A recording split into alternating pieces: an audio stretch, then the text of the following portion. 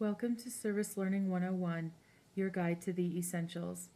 In this podcast, you will be introduced to the basic elements of service learning pedagogy. If you are interested in learning more, there are podcasts that address the different elements of service learning. For instance, if after viewing this podcast, you want more information on constructing critical reflection assignments, there is a podcast tailored specifically to that topic. For now, let's start with an overview. Service Learning 101. When defining service learning, it is important to first define what it is not. Service learning is not a standalone volunteer experience. Service learning is an academic pedagogy, a method of teaching, a method of learning. Just as you integrate lectures, films, group projects, or research papers into your course, you integrate service learning as a teaching and a learning tool. It is this academic grounding of service learning that sets it apart from a purely volunteer experience. The American Association of Community Colleges states, "Service learning combines community service with academic instruction, focusing on critical reflective thinking and personal and civic responsibility.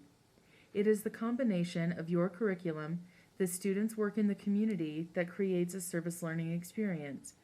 Also from the American Association of Community Colleges, service learning involves students in activities that address community-identified needs while developing their academic skills and commitment to their community. This podcast briefly discusses each element contributing to a viable service learning experience. Those elements are your curriculum and your specific course learning objectives, forming and maintaining partnerships with community organizations, assignments that foster critical thinking skills, known commonly as reflection assignments, and finally, the ultimate focus of service learning, personal and civic responsibility. Let's get started. Instructors new to service learning can get hung up on the logistics of service and community work. Those are valid concerns that are certainly dealt with in the process of reconstructing a course, but before you begin, always remember, service learning is just another way to reach your course learning outcomes. Service learning is an experiential form of teaching and learning, sharing many similarities with other active learning strategies. Review your course learning objectives and ask yourself, which objectives can be met by service work in the community? What community needs could be met by the skills my students are learning? What experiences might my students have outside the classroom that will reinforce the course material? The community, in other words, becomes a living text. Much like studying the textbook and attending your lectures, students' work in the community should enhance course content and learning outcomes. There are 3 key points to remember when considering community partnerships.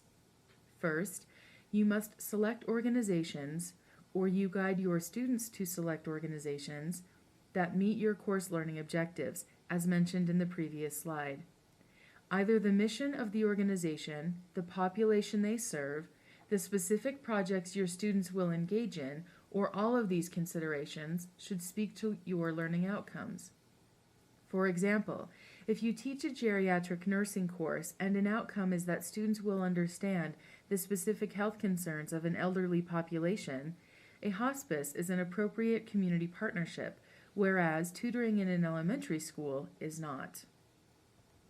Second, the work of the students in this partnership must meet community-identified needs. The fact that the needs are identified by the community is absolutely essential. For example, your students may choose to partner with Crossroads Urban Center, a nonprofit organization serving low-income and disabled citizens in downtown Salt Lake City. After they spend the semester organizing a canned food drive, they discover that what is really needed by that community is a donation of underwear and bus passes. Finally, it is important that we treat community organizations with respect and as true partners in the learning process. We cannot view community organizations simply as placement sites for our students. With regard to these partnerships being mutually beneficial, Your students benefit from the work they are doing because the curriculum comes alive.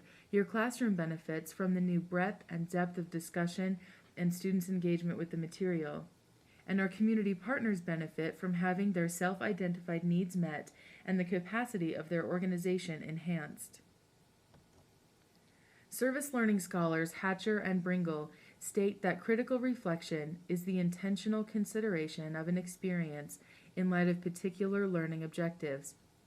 In the service learning field, we use interchangeably the terms critical reflection, reflection, critical thinking, critical reflective thinking. You get the idea. Service learning is an academic tool for teaching and learning.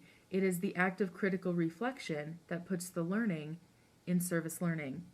Without intentionally structured assignments and guided class discussions that apply critical thinking skills to the service experience, students are not service learners. They are volunteers. Reflection assignments serve as the evaluative, graded measure of students' knowledge.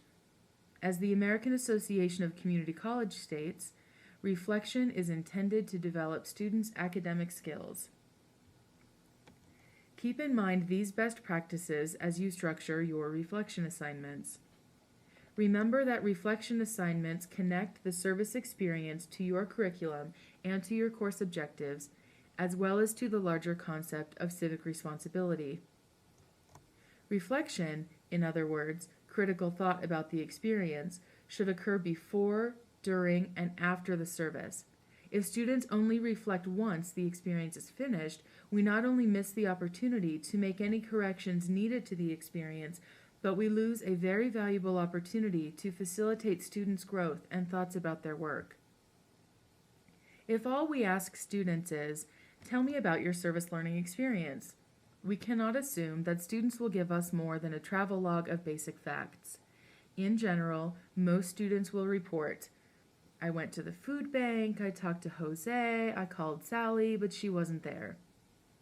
Remember that we want students to reflect on their service experience as it relates to course content and course learning objectives, also as their service relates to the larger concept of civic responsibility. Without focused questions and statements to which they respond, few students will make the connections we need them to make. An example of a well-constructed prompt would be to take a provocative statement from the textbook and ask students to tell you how that claim is either supported or discredited by their own experience in the community. At its best, service learning is transformative. Assignments should be challenging and provocative. We want students to leave their comfort zone, challenge their norms, question their prejudice, and examine worldviews. In other words, we want them to think critically. Over the course of the semester, reflection assignments should gradually move students from micro to macro thinking. Move students from a discussion of the personal impacts of their service to the impact their service has on the local community, perhaps the impact on the state or nation, and ultimately, what impact might their service have on global systems. Ask them how their sense of self within a community setting has changed or not changed because of this experience. This micro to macro progression leads directly to the concept of civic responsibility. Ideally, service learning experiences produce thoughtful, concerned citizens who engage with their community for the benefit of the greater good, long after the course is over. Students should be instructed to reflect on civic responsibility and its dynamic definition and practices. We'll talk more about civic responsibility in a moment.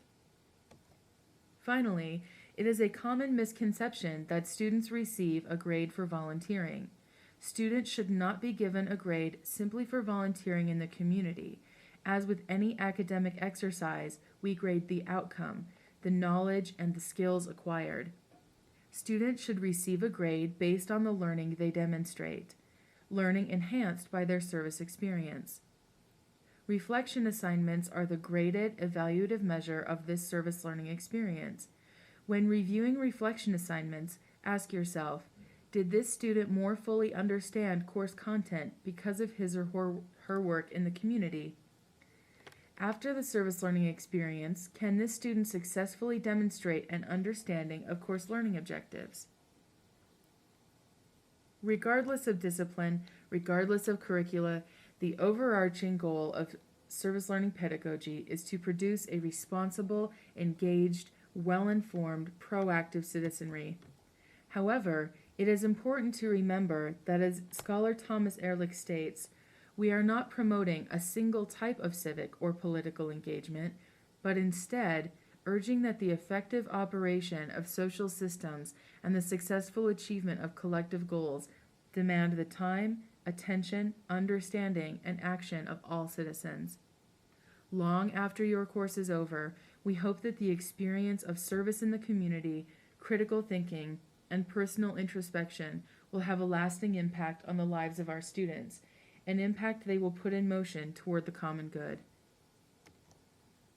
For more information on service learning, visit the Exchange, the Thayne Center for Service and Learning's service learning website. You are also encouraged to contact Gail Jessen, Service Learning Coordinator at Salt Lake Community College, to brainstorm possibilities for your course. In the faculty section of the Exchange website, you will find a list of services the Thayne Center for Service and Learning offers. Highlights include the Service Learning Grant and Designation Program. Recognized by the Faculty Senate Curriculum Committee, the Service Learning Advisory Board awards course designations.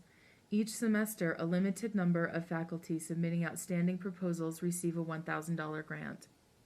Through the Service Learning Faculty Mentorship, the Thayne Center offers a wide variety of trainings, workshops, brown bags and dialogues, blogs, and more.